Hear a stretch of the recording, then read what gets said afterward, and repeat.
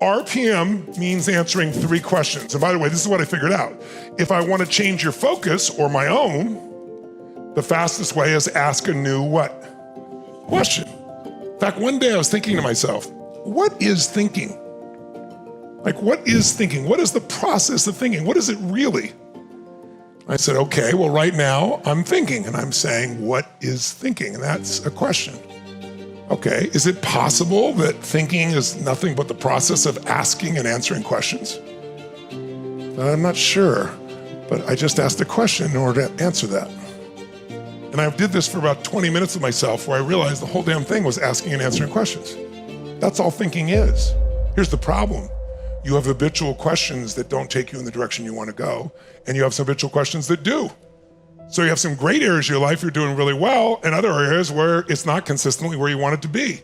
If you're in a relationship and the primary question you ask all the time is, how did I get stuck with you? This is not a good question, right? Versus, how did God make me so lucky to have you? I don't even mean saying it out loud to someone else, I'm just saying your internal question. But a better question will give you a better state. That's what led me to creating RPM. Because I realized the question that everybody asks is what I need to do, but they haven't first asked what they want. So a lot of people are good doers. Not only the right question, write this down, it's also the order of questions. Sequence matters. So you've heard me use the example, if the dog bit Johnny, if Johnny bit the dog, I'm using the same words, different sequence, very different experience if you're Johnny. Well, it's the same thing with questions. The sequence of questions matters. If you start with what I'm gonna do, the sequence of questions and the questions make a difference. So our first question, and by the way, not only the sequence of questions, but our first question is what? What is the result? What do I want? What is the outcome? Those are all words for the same thing. The reason we call it RPM, by the way, is it's what's the result, what's the purpose, and what's my map or massive action plan. But also RPM in a car, more RPM you got, the faster that car can go with less stress.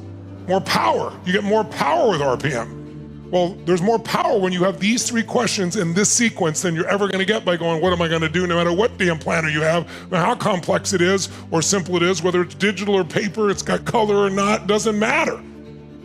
If I never saw you again and all you did was take this thinking process, it'll change your life. But if you also put it into a system, you'll get even more out of it.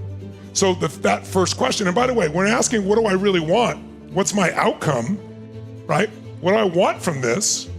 That's critically important that you get really clear about it. Again, like I said, you want to be as specific as possible in many ways. You want to be as measurable as possible.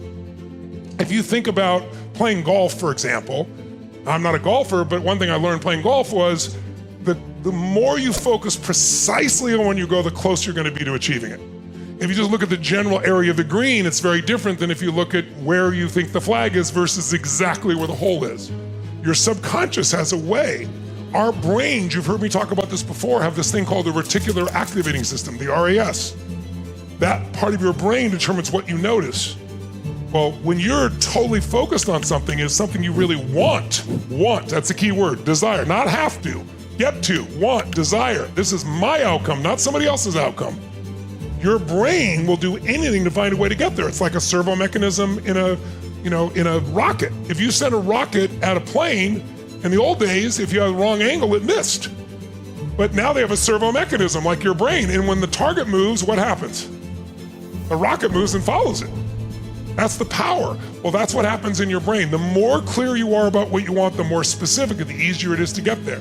So we want it clear and we want it to be compelling. Those are the 2 keys. What do I really want? What's my outcome? What's my result? Let's try to make it as clear, as specific, as compelling as possible, because that's what's going to drive us to move forward. So our goal is not that we don't go into spin. It's not that you one day don't do this well or you drop it out. It's like you get right back on the horse and you do it again and you master it and you master it and you master it until after a while, you'll be that great. But notice the greatest in the world keep practicing what they're already great at. They're practicing 100 million times more than they're actually taking the shot.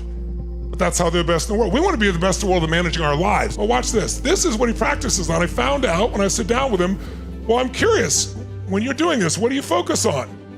And he said, my entire focus is not on the basket, not the whole thing, not even the rim. Put it up there, throw up the picture for us so we can show it to him. This is what he focuses on right there. Those two little rings at the very edge at the top where you see the strings in, right in the center. He focuses on that spot and putting the ball just above that spot. Most people look at the basket as a whole. He's that clear and he's that practiced. You follow me? It's both. Because his focus is so precise, he finds the target. The more clear you are, the quicker you are. So what do we need to succeed? Number one, we need a target. And we need to answer the question, what do we really want? If I'm gonna go have a conversation with you, I'm gonna sit down, if I know you personally before, I'm gonna try and figure out, what do we really want to accomplish here? When I sit down in a meeting with anyone, we'll spend a moment or two or whatever socializing for a little bit. I want to connect. But when it's down to business, my first question in every meeting, anyone that ever gets with me is, what's our what? What's our outcomes? Tell me what our outcomes are today. What are we here to get done? I'm not here to do a meeting. I'm going to show you, most meetings are a disaster. They're a waste of time. They're stupid. Because I have all these companies. I teach all of them how to run the meetings. Most meetings are just a total pain in the ass and a total waste of time, and things are totally circular. But the more clear you are on what you want and why you want it, the easier it is. But first you gotta know what you want. No, so that's the second question. Okay, now we know exactly what the target is. If I've got a map and I know exactly where I wanna go, that's really valuable. But whether I get there or not is, do I have enough fuel? I got a target, but do I have enough fuel? Do I have enough energy to get there? The energy that gets you to take action is the why. So the second and RPM question is, purpose-driven is, what's my purpose? Why do I really want this? It's the why. Why is this a must for me to achieve, not a should, right? What about this? Why do I want to do this? Again, get to versus have to is different between rich and poor. I don't mean money. You get very little money, but if every day everything's a have to, you're poor. If most of what you're doing is a get to, you're rich, you're happy, you're fulfilled. So this, you decide this, you make the decision of what it's gonna be like. And when you start doing this and it becomes a habit, you're gonna feel, I got a compelling target, and man, I know why I'm doing it, I got the fuel. Now, once we know the second question, the third question is, okay, how? But the way we do it is we say, what's my map? What's my massive action plan? Why? Because I have a presupposition jotted down.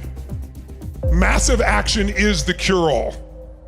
You can solve anything with enough massive action. When I see people who've succeeded, no matter who they are, there's one common denominator, and it isn't intelligence. I love wickedly smart people. The one uniform piece of people that overachieve is they're relentless.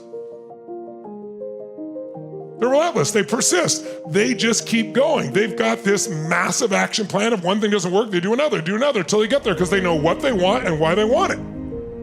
Here's the problem. If you ask this question first, which is really the how question, and you've never done something before, the minute you go like, oh, how do I lose 50 pounds? You've never done it before. How do I make the $10 million in this business? I've never even made $1 million. Your brain's gonna go, I don't know how.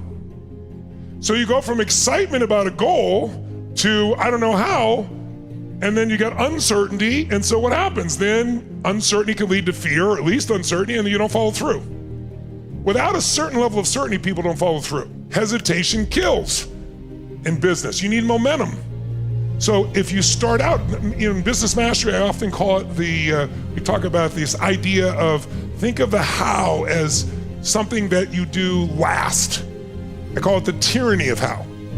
Because if you go how, you've never done it, your brain goes, I've never done this, you get uncertain and I don't know what to do. So notice when we do a plan at Business Mastery for people, like a 10-10-10 plan, those of you who've been there, and figure out how to grow their business 30%, the way it works is we don't ask how. We figure out what we want and why we want it, precisely what we want and why we want it, and then we figure out how to do it. And when you know what you want and why you want it bad enough, the how just flows. It's not hard when you're in a peak what? But your job is getting in that state